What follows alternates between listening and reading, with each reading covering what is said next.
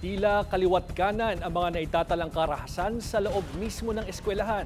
Kampante ba ang mga magulang tuwing papasok ang kanilang mga anak? Alamin natin ang opinyon ni Willie Rodriguez, National President ng Parents Teachers Association. Magandang gabi po, si George Cahiles po ng Agenda Weekend. Isa pong napakagandang gabi po, no, Sir George, no, at salamat po sa pag-imbita po. Well, unahin ko na po yung reaction ninyo dito kasi nga may mga estudyante na nakapagpasok ng baril at namaril pa ng dalagita sa loob ng paaralan. At yung isang kaso naman po ay bullying na kung saan nabagok yung ulo ng bata. Ano po sa tingin nyo dito? Nakakalungkot po talaga, no, ito po ay hindi lang isang krimen, kundi isang senyales na marami tayong kabataan na nawawala sa tamang gabay.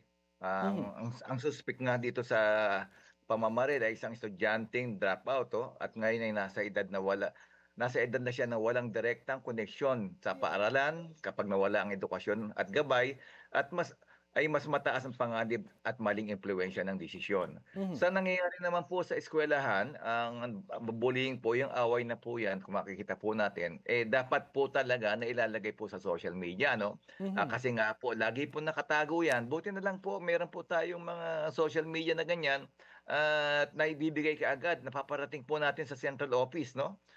Talaga po na-action na ng ating magagaling na DepEd Central Office So, officials. sa ibig sabihin po ninyo, kapag may nakukuha ng video o may report ng pananakit sa loob ng paaralan, ini-encourage nyo pong i-post sa social media.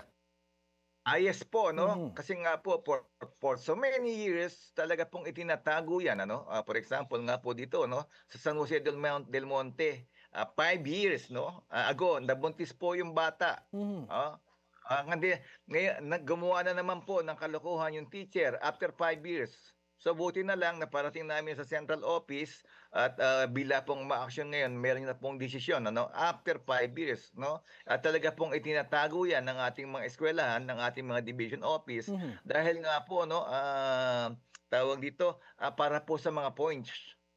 Oho. So mas nakakabahala po yung itinatago ng mga paaralan at ng division office na may mga nangyayaring karahasan at hindi magagandang pangyayari sa kanilang paaralan. Kasi nga po, ang ibig sabihin nito ay parang ini-encourage ba o parang pagtatakpan yung nangyayari?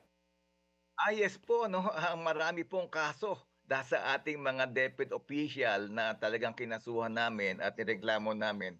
Karamihan po inapo-promote dahil po Mhm. sa manipulation, kamag-anak system, at mga kaso pong ganito nakatago, no? Kung wala po yung social media na tulad ng ginagawa ng National PTA, no? Ah, Wala po kasing kapag kami reklamo po, tinatago po ng school. Tama po, pinabubuhay po ng National PTA yung aming Anti-Corruption Committee, Mhm. policy ng ating DepEd, no? Lahat po dapat transparent. Kung wala po sa social media yan, hindi po ma-aware ang buong Pilipinas. Alright. Pero sa tingin niyo po ba ay may kakulangan ng security guard sa mga pampublikong eskwelahan lalo't may nakakapasok kong baril sa campus?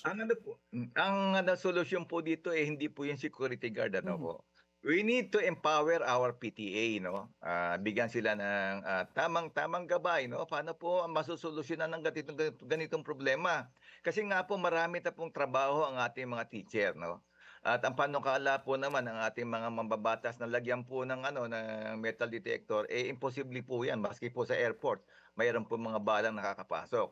Kasi karamihan po kasi ng ating mga nasa official, hindi naman nakaranas ng public school, ano? Mhm. At talaga po sa amin po talaga, kami po yung nasa frontline, kasama po namin 'tong mga grassroots na ito, no?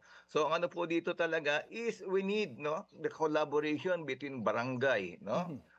Stakeholders, community, and the learners.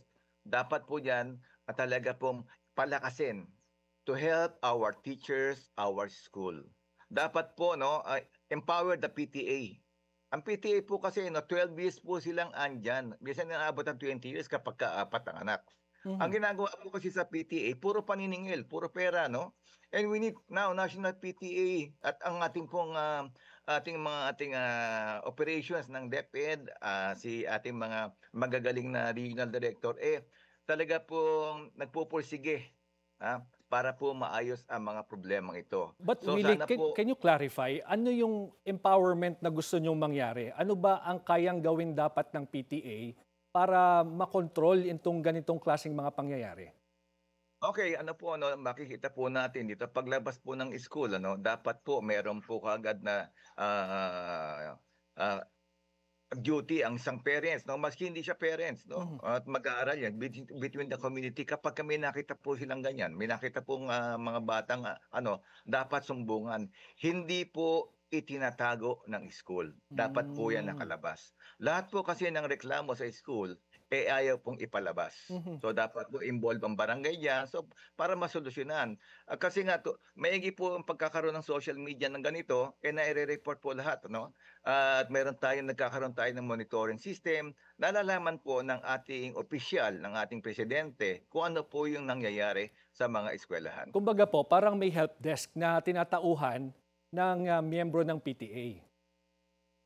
Yes po Oo. makikita po na opo. Ang ano po dito, bigyan ng training ang kabataan sa conflict of resolution at, emotional health.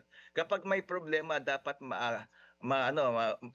maagapan bago mauwi sa karahasan Mhm. palakasin ang ugnayan ng PTA, barangay at paaralan sa regular monitoring. So, salamat po sa ganitong mga post ay ini-encourage ng National PTA to pause lahat po ng problema. Kung makikita niyo po yung Facebook ng National PTA, ginawa po nating website yan para po andun lahat po yung discussion, mga problema, mga sumbong Mhm. na talaga pong, dapat aksiyunan na itinatago po at minamanipula ng ating mga frontline officials. Klaruhin lang po natin ito po bang mga security guards, sino po ba ang nag-hire dito? Yung school, yung DepEd o yung LGU? Ang ano po diyan, LGU po 'yan Hmm. Ang guard po kasi makikita po natin ang problema po diyan 1,000 bata papasok sa Mhm. loob ng isang oras o 500, hindi po kayang i-monitor ng guard 'yan. So ngayon po dito, it's the collaboration ating mga PTA na lagi pong andiyan sa school Marami po tayong responsible na PTA kapagka po ang PTA po kasi inuulit ko, Secretary Angara Yusek Garma Ma'am Andaya, kapagka po ang PTA ay marunong, tinatanggal na po Ah. ng eskwelahan. May panukala pong maglagay ng metal detector sa entrance ng mga school. Your reaction, Ay please. wala pong ano yan, hindi po hindi hindi po yan po ang solusyon Solusyon po natin diyan is educate the parents on the right Mhm. duties and responsibility. Magkaroon po tayo ng student handbook for public school, parent handbook for a collaboration at effective participation sa mga schools. Sa ganitong mga insidente po, let's say itong pamamaril at nung bullying, may pananagutan po ba yung eskwelahan? Actually po, ang ano po dito is, sa security po 'yan Mhm. Pero po ang pananagutan din po diyan, hindi po rin po sa gwardiya. Mhm. So ang ano po dito kasi kung makikita po natin drop out po yung bata. So desperado na 'yan, ang kanyang girlfriend is nag-aaral, siya ay wala. So ngayon dito kapagka ikaw po ay drop out, napakahirap po ng buhay tambay. Mhm. So Alright, ngayon po dito, ang kakulangan po dito dapat nawala yung ating, direktang koneksyon sa mga out of school youth Mhm. Dapat po 'yan meron tayong intervention Dapat mo na maipabalik po natin 'tong mga OSY. Dahil nga po kahit po tayo ay nasa loob ng bahay, kung ang paligid po ng ating mga, ah, bahay is puro hindi po nakapag-aral, magiging magulo po 'yan. Sabi Kaya niyo nga kung po, holistic approach, sama-sama, tulong-tulong para maiwasan itong ganitong mga pangyayari. So maraming salamat po, Willie Rodriguez, National President ng Parents Teachers Association.